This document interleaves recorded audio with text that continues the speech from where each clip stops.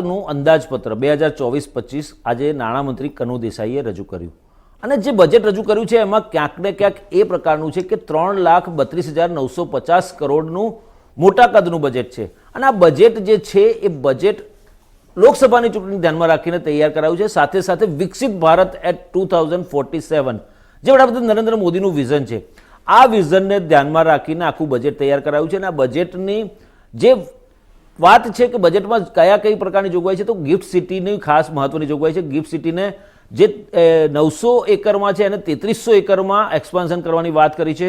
સાથે સાથે અમદાવાદની સાબરમતી નદી પર જે રિવરફ્રન્ટ બનાવ્યો છે એની પણ લંબાઈ વધારીને ગાંધીનગર સુધી લઈ જવાની વાત કરી છે. અને આ જે પ્રકારનું આખું જે છે રિવરફ્રન્ટની લંબાઈ પણ વધશે અને સાથે સાથે વિકાસલક્ષી આખું બજેટ બનાવ્યું છે. કનુ દેસાઈએ પેપરલેસ બજેટ રજૂ કર્યું.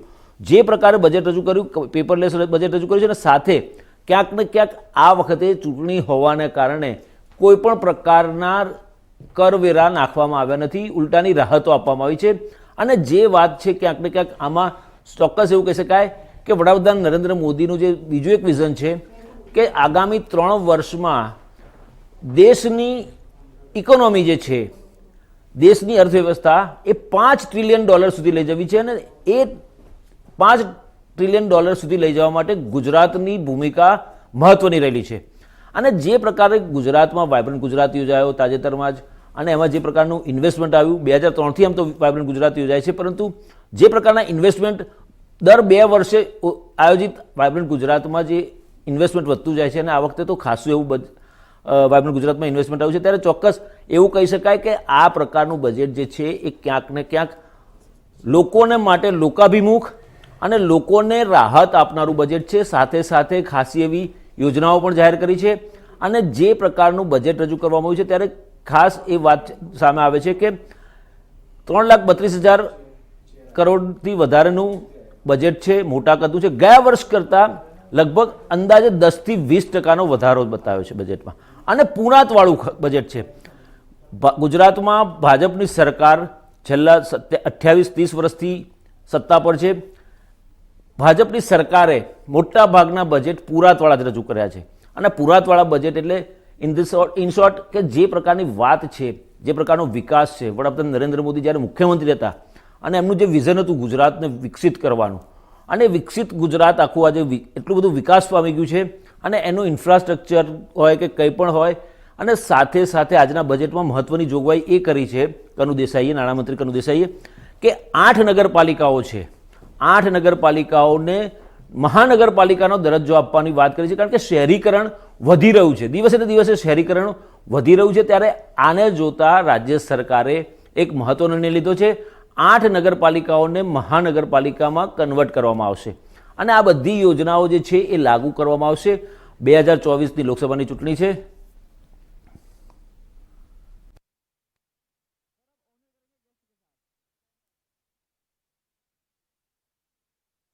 તો આજે આપણી સાથે ચર્ચા કરવા માટે ઇન્ફિનિટીના ફાઉન્ડર વિનાયક મહેતા આપણી સાથે સ્ટુડિયોમાં ઉપસ્થિત છે. વિનાયકભાઈ, સ્વાગત છે આપનું. Thank you. વિનાયકભાઈ, સૌથી પહેલો સવાલ તો એ કરીશ તમને કે બજેટ કેવું લાગ્યું આપને? સર, બજેટને અમે આવકારીએ છીએ, આનો સ્વાગત કરીએ છીએ, કારણ કે આ જે બજેટ છે બહુ એગ્રેસિવ બજેટ છે. ગુજરાત માટેનું જે ડેવલપમેન્ટ મોડલ છે, ગુજરાતને વિકસિત ગુજરાત, વિકસિત ભારત 2047 પ્રમાણે બનાવવા માટે જે છે એનું બહુ મોટું અને બહુ એગ્રેસિવ બજેટ આ લોકોએ રજૂ કર્યું છે. જે રાહત દરો લોકોને આપી છે, સ્ટાર્ટઅપ્સ માટે જે એ લોકો બધી સુવિધાઓ લઈને આવે છે, નવી સ્કીમ્સ લઈને આવે છે, એને આપણે જે છે એક્સેપ્ટ કરીએ છીએ. અને એના કારણે ઘણા લોકોને રોજગાર માટે અને ઘણા લોકોને ફાઇનાન્શિયલી આની બહુ હેલ્પ થઈ છે. જી વિનાયકભાઈ, સવાલ એ પણ થાય છે કે રાજ્ય સરકારે જે બજેટ રજૂ કર્યું 3,32,950 કરોડનું મોટા કદનું બજેટ છે, આની પાછળનો હેતુ શું છે સરકારનો? સર, આનું જે ગુજરાતનું જે ડેવલપમેન્ટ મોડલ છે, the ease of doing business in Gujarat જે છે એનો હેતુ એ છે કે જેટલા લોકો સુધી ગ્રાઉન્ડ લેવલ સુધી આ બધી વસ્તુ પહોંચાડી શકીએ કે બધા આનો ફાયદો લઈ શકે, એ હેતુસર કર્યું છે. ને આ વખતે બજેટમાં ખાલી મોટા ઇન્વેસ્ટર્સ કે મોટા માણસો માટે નહીં, પણ જે નાના તબક્કાના લોકો છે એના માટે પણ જે રાહતકાર આપેલી છે એનું અમે બહુ સ્વાગત કરીએ છીએ. ચોક્કસ.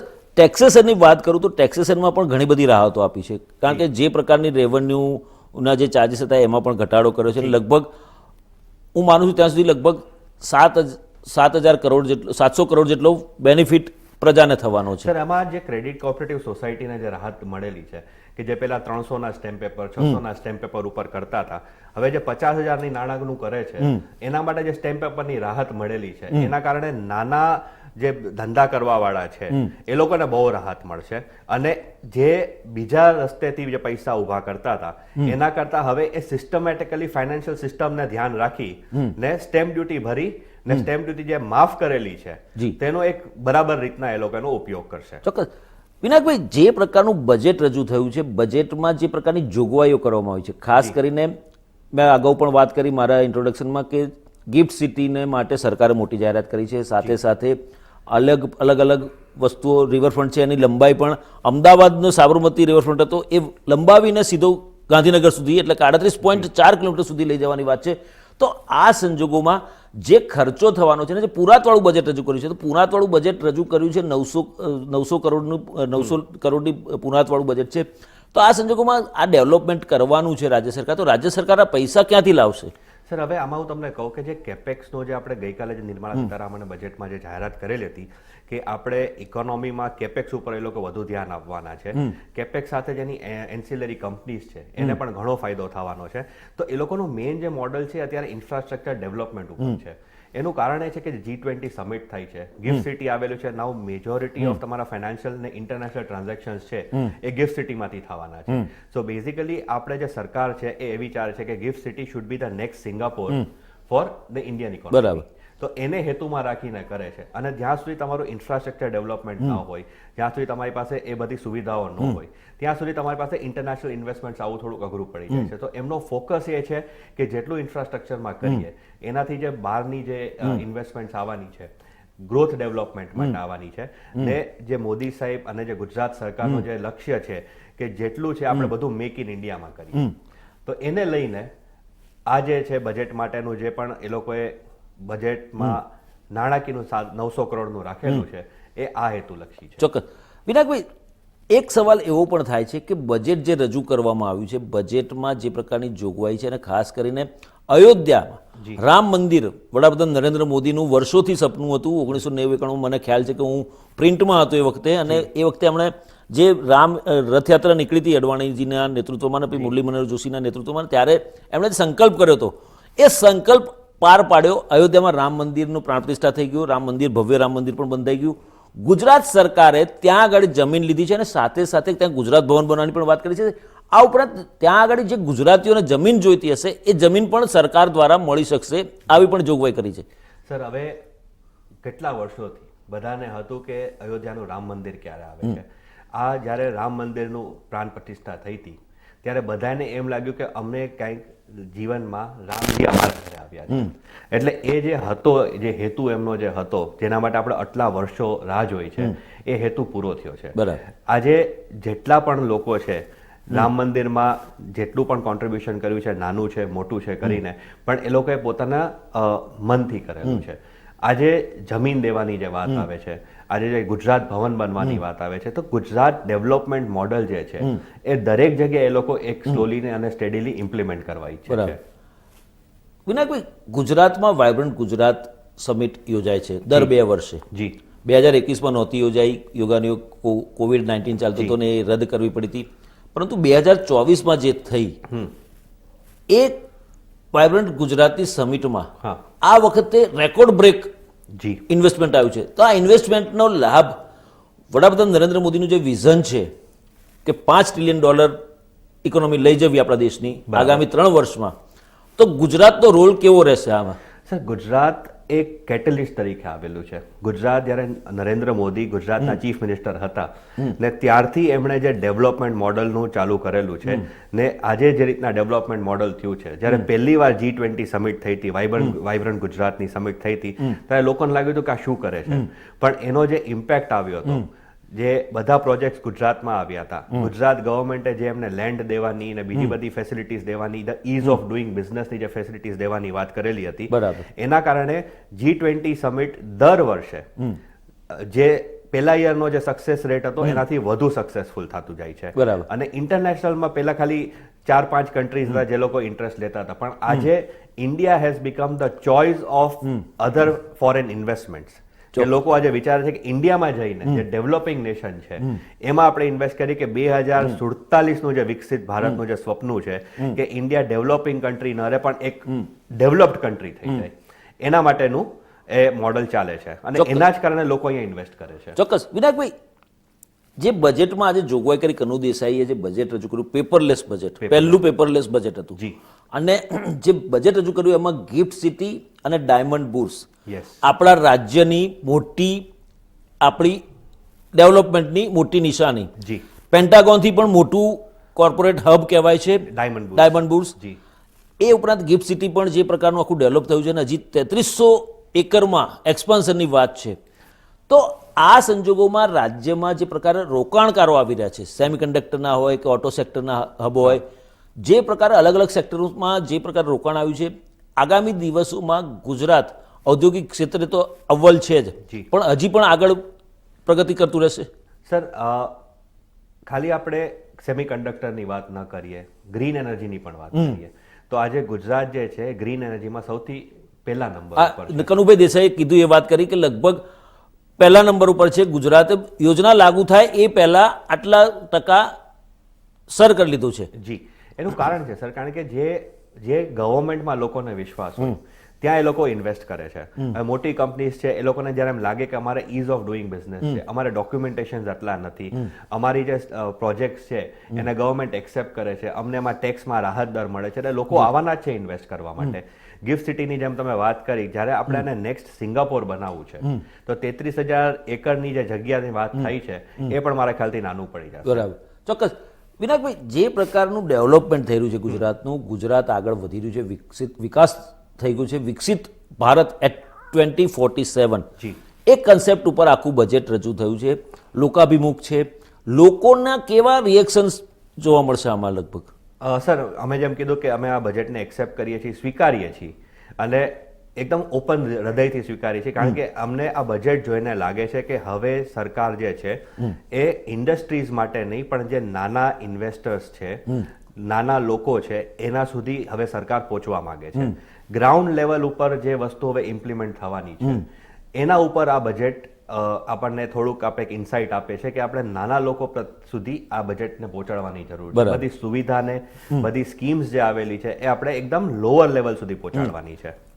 જે નાના નાના મહાનગરપાલિકાઓ છે, નાના નાના તાલુકાઓ છે, એને જે ડિજિટલાઇઝ કરે છે. આજે જેમ આપણે જે પેપરલેસ બજેટ આવ્યું છે, this is the first step towards the digital economy in Gujarat. Right, right. વિનાયકભાઈ, જે પ્રકારનું ડેવલપમેન્ટ છે, જે પ્રકારની વિકાસ ગાથા લખાઈ રહી છે અને જે પ્રકારનું આયોજન કરવામાં આવ્યું છે, ક્યાંક ને ક્યાંક ખેડૂતો માટે પણ યોજનાઓ લાગુ કરી છે. ખેડૂતો હંમેશા, આપણે છેલ્લા કેટલાય વર્ષોથી જોઈ રહ્યા છે કે ગુજરાતમાં કમોસમી વરસાદ ને કારણે ખેડૂતોને રાતા પાણી રડવાનો વારો આવે છે. ત્યારે આ સંજોગોમાં રાજ્ય સરકાર વળતર તો આપે છે સર્વે કરીને, પરંતુ ક્યાંક ને ક્યાંક અસંતોષ છે. પરંતુ આજના બજેટમાં ખેતીવાડીને લઈને પણ ઘણી બધી યોજનાઓ શરૂ કરી છે. 6 કરોડ સુધીના જોગવાઈ કરી છે ને એમાં સાધનો લેવા હશે કૃષિના, એના માટે જોગવાઈ કરવામાં આવી છે. તો ખેડૂતો આના કારણે થોડી રાહત અનુભવશે ખરા? જરૂર અનુભવશે સર. હું એક વસ્તુ આમાં એડ કરવા માંગીશ કે ગુજરાતનો જે ખેડૂત છે એ દુનિયામાં જો એને ફેસિલિટી મળે તો ગમે ત્યાં પહોંચીને કોઈ પણ પાક ઉભો કરી શકે છે. એ પંજાબના ખેડૂતને પણ પાછળ મૂકી શકે છે જો એમની પાસે પ્રોપર ફેસિલિટીઝ મળેલી હોય. બરાબર. તો આ વખતના બજેટમાં જે ફેસિલિટીઝ આપવાની વાત કરી છે, પહેલા આપણે બિયારણ માટે કે વ્યાજ દરમાં રાહત માટે એવું બધું બજેટમાં આવતું હતું, પણ આ વખતે જો ઇક્વિપમેન્ટ્સ દેવામાં જે એ લોકો 6 કરોડની જે રાહત આપવાની વાત કરે છે, એના કારણે જે ગુજરાતનો ખેડૂત હવે જે આગળ વધારી શકશે એગ્રીકલ્ચર સેક્ટરને, એ મેન જોવા જેવું છે. એ ખેડૂતો માટે બહુ મોટી રાહત હશે અને એ એક ઓપોર્ચ્યુનિટી છે કે આપણે ગુજરાતને એક પ્રોપર ગ્રીન સ્ટેટ તરીકે પણ આપણે એને આગળ લઈ જઈ શકીએ છીએ. ચોક્કસ. વિનાયકભાઈ, વિપક્ષનું હંમેશા કામ હોય છે કોઈક ને કોઈક મુદ્દા પર હોબાળો કરવાનો, કકડાટ કરવાનો અને વિરોધ પ્રદર્શન કરવાનો. બજેટ જે રજૂ થયું છે એમાં દરેક સેક્ટરને, દરેક વર્ગને આવરી લેવામાં આવ્યા છે. તેમ છતાં પણ આવનારા સમયમાં ક્યાંક ને ક્યાંક વિરોધ પક્ષનો એવો સૂર આવશે કે બજેટ ચૂંટણીલક્ષી બનાવ્યું છે ને આ બધું બનાવ્યું છે, પરંતુ જે ડેવલપમેન્ટ છે એ લોકો કેમ નથી સમજતા વિપક્ષ? સર, હવે તમે કાંઈ પણ વસ્તુ કરવા જાઓ, કંઈક ને કંઈક તો રહી જ જવાનું છે. તમે 100% બધાને અનુકૂળ રાખીને બજેટ નથી આપી શકવાના, કંઈક ને કંઈક રહી જવાનું છે. પણ એ શું હોય છે કે આ વર્ષે ન થઈ શકતું હોય. આપણે સરકારની પણ એક લિમિટેશન હોય છે કે બધી સ્કીમ્સ એ લોકો એકસાથે ન લોન્ચ કરી શકે. એ લોકોને સ્ટેપ બાય સ્ટેપ એ સ્કીમ્સ લોન્ચ કરવી પડતી હોય. તો હોઈ શકે કે એમના જે વિકસિત ભારત પ્રમાણેનું 47નું બજેટ છે તો એ લોકોએ લેઆઉટ અને પ્લાનિંગ કરીને રાખેલું છે કે ક્યારે કયા સ્ટેજ ઉપર આપણે બધી વસ્તુઓ ઇમ્પ્લિમેન્ટ કરવાની છે. બરાબર. હવે તમે એમ કહો કે હું કાલે ને કાલે ગિફ્ટ સિટી ડેવલપ કરી લઉં તો નથી થવાનું. એને જે 10 મહિનાનો પ્રોસેસ કે 10 વર્ષનો પ્રોસેસ લાગવાનો છે એટલો ટાઈમ લાગવાનો જ છે. બરાબર. રાતોરાત તો સિંગાપોર કે રાતોરાત તો પેરિસ નથી બની રાઈટ. શકતું. વિપક્ષો હંમેશા હોબાળો કરતા રહે છે કે રાજ્યની સરકારી શાળાઓની જર્જરિત હાલત છે અને ક્યાંક ને ક્યાંક નુકસાન કરે એવું છે, બાળકોને ભણતરમાં નુકસાન કરે છે. પરંતુ રાજ્ય સરકાર આ વખતે જે યોજના જાહેર કરી છે, અવ્વલ નંબરના ક્લાસીસ તૈયાર કરી રહ્યા છે અને સાથે સાથે ડેવલપ કરી રહ્યું છે કેમ્પસને. સર, હું એક વસ્તુ કહેવા માંગીશ કે એજ્યુકેશન જે છે એ તમારે બેઝિક લેવલથી જ્યારે સારું પહોંચાતું હોય તો માણસને ડેવલપમેન્ટ માટે રાહ નથી જોવી પડતી, ક્યાંય બહાર નથી જવું પડતું. ગુજરાત સરકાર હવે એજ્યુકેશન ઉપર વધારે ફોકસ કરે છે કે લોકોને ગુજરાત છોડીને બહાર ન જવું પડે એજ્યુકેશન માટે. અને જે આપણે સ્કીમ્સ, ઇન્ડસ્ટ્રીઝ ને બધું લાવે છે તો લોકોને ગુજરાતમાં જ રોજગાર મળી જાય. આજે નમો લક્ષ્મી યોજનાની જે વાત થઈ છે, જેમાં 9th સ્ટાન્ડર્ડથી લઈને 12th સ્ટાન્ડર્ડની બાળાઓ માટે એ લોકો વધુ એડમિશન કરે, વધુ હાયર લેવલનું એજ્યુકેશન કરે ને સ્ટડી કરે, એના વિશે આ વાત જે કરી છે અને જે યોજનાઓ લઈને આવી છે, મારા ખ્યાલથી એ લોકોને ઘણો ફાયદાકારક થશે અને એજ્યુકેશન સેક્ટર માટે આ એક નવી બિગનિંગ થઈ શકે છે. ચોક્કસ. વિનાયકભાઈ, યુવા વર્ગને પણ આજે ગુજરાતમાં કનુ દેસાઈની સ્પીચ હું સાંભળતો હતો, એમાં ચોખ્ખું કહ્યું છે કે ગુજરાતમાં રોજગારીનો દર આખા દેશમાં સૌથી વધુ આવ્યો છે. એ ગુજરાત માટે ગૌરવની વાત છે. રોજગારીની તકો પણ ઊભી થઈ રહી છે, નવી નવી રોજગારીનું સર્જન પણ થઈ રહ્યું છે કારણ કે ઇન્વેસ્ટમેન્ટ આવ્યું છે અને રોકાણકારો આવ્યા છે અને પ્લાન્ટ્સ પણ શરૂ થઈ રહ્યા છે. ત્યારે ઇન્વેસ્ટમેન્ટ પણ રોજગારીની તકો ઊભી થવાની છે. તો આ સંજોગોમાં યુવા વર્ગને કૌશલ્યવર્ધક જે છે, જે સ્કિલ્ડ એમ્પ્લોઈઝ છે, એ લોકોને આ તબક્કે ક્યાંક જોબ મળશે ખરી? કારણ કે ઘણી વખત એવું જોવામાં આવ્યું છે કે મોટી મોટી કંપનીઓ આવે છે પરંતુ એમના એક્સપર્ટ્સ જે હોય છે, જે કન્ટ્રીમાંથી આવી હોય એ કન્ટ્રીના એક્સપર્ટ્સને જ એ લોકો વધારે પ્રાધાન્યતા આપતા હોય છે, સ્થાનિક લેવલે નોકરી નથી આપતા. તો આ સંજોગોમાં રાજ્ય સરકાર કેવા પ્રકારની જોગવાઈ કરી છે? સર, આમાં કેવી રીતના થાય છે કે જેમ કે બહારની જે ઇન્ડસ્ટ્રીઝ આવે છે, એ જે ટેકનોલોજી લઈને આવે છે, અત્યાર સુધી આપણા દેશમાં એને ઇમ્પ્લિમેન્ટ કરવાવાળા લોકો બહુ ઓછા હતા. પણ આજે સ્કિલ ડેવલપમેન્ટ પ્રોગ્રામ્સ જે બધા ચાલે છે એનાથી આપણે ક્યાંય પણ બહારના લોકોને રોજગારી આપવાની જરૂર નહીં પડે. આપણા દેશના યુવા જે છે એ સક્ષમ થઈ જશે અહીંયા રોજગારી લેવા માટે. બીજી વસ્તુ એ છે કે આપણે જે મેઇન જે ગઈકાલે નિર્મલા સીતારામણે જે બજેટ ઇસ્યુ કર્યું છે એમાં 4 વર્ગો માટે આ લોકોએ સૌથી વધારે ભાર આપેલો છે. યુવા, મહિલા, ખેડૂત અને ગરીબ, એ 4 જણ વચ્ચે કરેલું છે. મહિલાઓ માટે વિમેન એમ્પાવરમેન્ટનો છે, એના માટે રાજ્ય સરકાર પણ ઘણું આગળ કરી રહી છે. ને પણ વસ્તુ એ છે કે રાજ્ય સરકાર બધી સ્કીમ્સ લઈને આવે છે પણ એ ગ્રાઉન્ડ લેવલ સુધી બધાને એટલી જાણ નથી હોતી કે લોકો એનો ફાયદો નથી ઉપાડતા. બાકી જો વુમેન એમ્પાવરમેન્ટ માટેની સ્કીમ્સ જે છે એના માટે ફાયદો કરે તો આઈ થિંક ગુજરાતમાં will have a lot of women entrepreneurs today. લોકોમાં છે ક્ષમતા, મહિલાઓમાં ક્ષમતા છે, બટ એ સ્કીમની જો એ લાભ લઈ લે તો ગુજરાત જે છે that can be the next entrepreneurial hub of India. Right.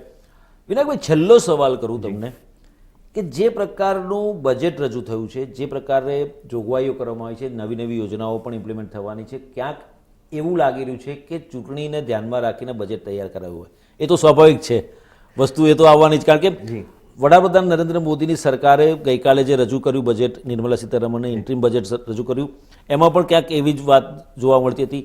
આજના બજેટમાં પણ આવી જ વાત જોવા મળી છે. પણ જે પ્રકારનું વિકસિત ભારત સંકલ્પ યાત્રા વડાપ્રધાન નરેન્દ્ર મોદીએ શરૂ કરાવી, કેન્દ્ર સરકારની જે યોજનાઓ છે એ યોજનાઓ છેવાડાના લોકો સુધી પહોંચે, ઇન શોર્ટ સરકાર લોકોના દ્વારે ત્યાં જઈને લાભાર્થીઓને લાભ આપે, તો આ યોજનામાં સક્સેસ તો ઘણો મળ્યો છે આખા દેશમાં અને એને કારણે પણ ઘણો બેનિફિટ મળી રહ્યો છે. ત્યારે આગામી સમયમાં રાજ્ય સરકારે પણ આ યોજના માટેનું બધું, રાજ્ય સરકારે પણ કેન્દ્ર સરકારની જે યોજનાઓ છે એની સંલગ્ન યોજનાઓ શરૂ કરી છે, તો લોકો સુધી પહોંચશે ખરી આ યોજનાઓ બધી?